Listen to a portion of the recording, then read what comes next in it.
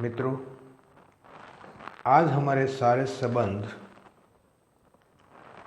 व्यापार या व्यवहार के ऊपर आधारित हो गया है। हमारे कोई संबंध में प्रेम, ऊष्मा, हूंफ आदि दिखाई नहीं देती है। सारे संबंध लेन देन से हो गया। कभी हम किसी को निर्दोष प्रेम कर पाते हैं ये भी भूल गए हैं।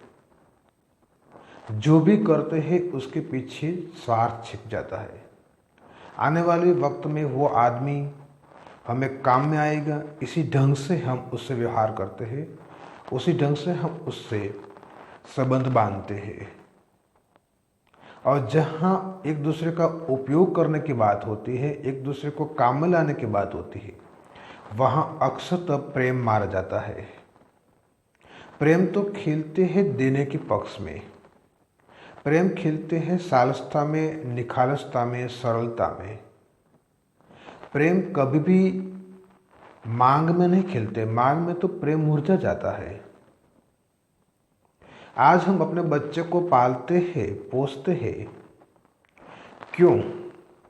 क्योंकि वो बच्चा फिर बड़े होकर हमें पाले पोसे, हमारा ख्याल करे। ये तो सीधा व्यापार हो गया। मैंने आज इतना आपके लिए किया, आप कल फिर मेरे लिए इतना आप करो। अगर वो बच्चा आपके लिए फिर नहीं करेंगे तो आपको दुख होगा। आपने प्रेम नहीं बांटा था, आपने व्यवहार बांटा था। आपने व्यवहार बांटा था, आपने व्यापार बांटा था। आपने कोई प्रेम नहीं बांटा था।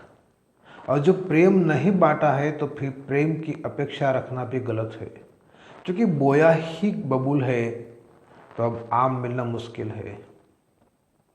बच्चे को पालते हैं तब भी इसी ढंग से पालते हैं। मैं एक घर में गया था, बच्चे से पालते थे और स्त्री बोलती थी कि बूढ़े होंगे, जब हम बूढ़े होंगे तब हमें एक गिलास पानी भर देंगे तू। बच्चे ने साफ इनकार कर दिया। मैं सुनता रहा। क्यों अपेक्षा रखते हो बच्चे के एक गिलास पानी की? तो प्रेम से अभी उनके लिए जो कर सकते हो करो। इतना प्रेम से भर उसको बनाओ कि वो एक दिन तुम्हारे प्रति प्रेम से आह्लादित हो जाए, भर जाए और वो तुमको सामने प्रेम बांटना शुरू करे। और ये भी अनिवार्य नहीं है कि वो प्रेम आपको ही बांटेंगे, वो किसी को भी बांट सकते हैं। जैसे मेरे बगीचे में मैंने एक गुलाब का पौधा बोया, खूबसूरत फूल निखरा। अनिवार्य नहीं है कि फूल सिर्फ मेरे को ही सुवास दे। अनिवार्य नहीं कि फूल सिर्फ मुझे ही आह्लादित करे, मुझे ही आनंदित करे। नहीं, फूल को कोई मतलब नहीं है मुझसे। वो बस निखर है सो निखर है। कोई आदमी प्रसन्न हो जाए, अगर प्रेम से भर होगा तो हो जाएगा। लेकिन मेरी अपेक्षा अगर होगी कि फूल मुझे ही आनंदित करे, मुझे ही आह्लादित करे, अन्यथा मैं फूल को नोच डालूंगा, तो मेरे भीतर प्रेम कोई था ही नहीं फूल के प्रति।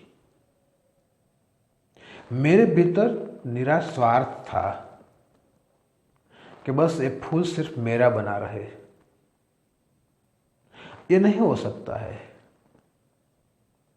कैसे होगा? फूल कैसे सिर्फ मेरे आसपास रहेंगे? फूल सिर्फ मुझे कैसे आनंदित कर सकता है? आनंदित मुझे होना है। अगर मैं हो सकता हूं तो फूल को देखकर, नहीं हो पाता हूं तो मेरे भीतर कोई व्यापार है, मेरे भीतर कोई व्यवहार है, मेरे भीतर कोई प्रेम नहीं है। कई बार मैं मजदूर के बच्चे के पास बैठता हूं, नहाए धोए नहीं होते हैं, गंदे मैले कपड़े होते हैं, नाक में लीट होती है। खेलते हैं तो उसको खेल देख कर बड़ा आनंद आता है। अद्भुत बच्चे हैं, निखालस है, सालस है, सरल है, प्रेम की परिभाषा को समझते हैं। कुछ लेना नहीं उनसे, आपसे। लेकिन तुम थोड़ी देर अगर उसके पास बैठोगे तो प्रेम का पाठ शायद वही मिल जाए। अद्भुत खेलते हैं। हमारे हृदय अगर हमारे पास होता तो खेल देख कर नाच उठते, लेकिन हमारे आगे तो सामाजिक ढांचा खड़े हो जाते हैं, धन संपत्ति खड़ी हो जाती है, पद प्रतिष्ठा खड़े हो जाते हैं। हम निखालस और सालस बालक की अवहेलना कर देते हैं और फिर मंदिरों में जाके हम प्रार्थनाएं करते हैं।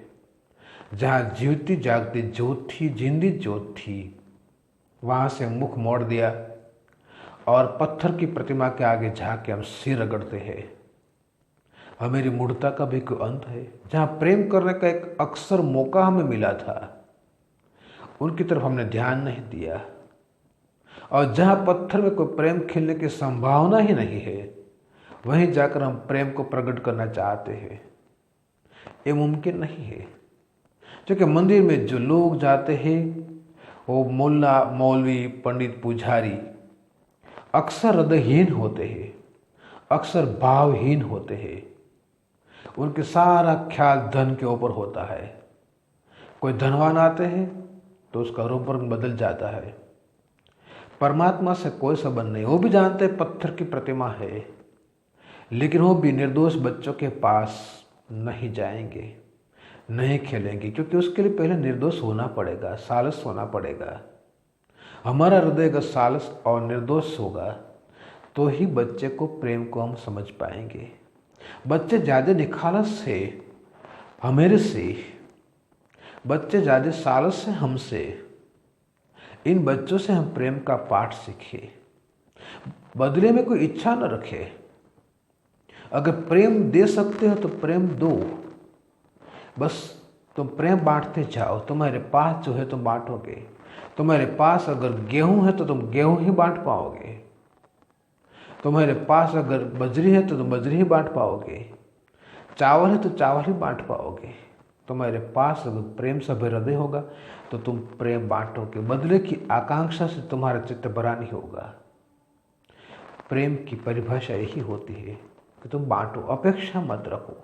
अगर लौट के आता है तो ठीक है, लौट के नहीं आता तो भी ठीक है। और तुम्हारे प्रति प्रेम लौट के आए ये भी अनिवार्य नहीं है। और प्रेम फैलता जाता है, दूसरे के प्रति भी बह सकता है, तीसरे के प्रति भी बह सकता है। प्रेम बहता है सरिता की तरह, नदी की प्रवाह की धारा की तरफ प्रेम बहता रहता है। उसको रुकावट मत डालो। उसमें रुकावट डालना मतलब हमारा अहंकार, हमारा व्यापार, हमारा दैनिक जीवन में एक रुकावट डालने की हमारी इच्छा शक्ति हमें प्रेम से दूर कर देती है। आओ मित्रों, हम ऐसा प्रेम से अपने जीवन को भर दे कि अत्र तत्र सर्वत्र प्रेम ही प्रेम की बाढ़ आए और उन बाढ़ में बहुत सारे लोग, कीट पतंग, वनस्पति सब बह जाए और प्रेम ही प्रेम की एक नई सृष्टि का सर्जन करे। करोगे ना मित्र ये काम मेरे साथ? आपकी प्रतीक्षा में आपका मित्र।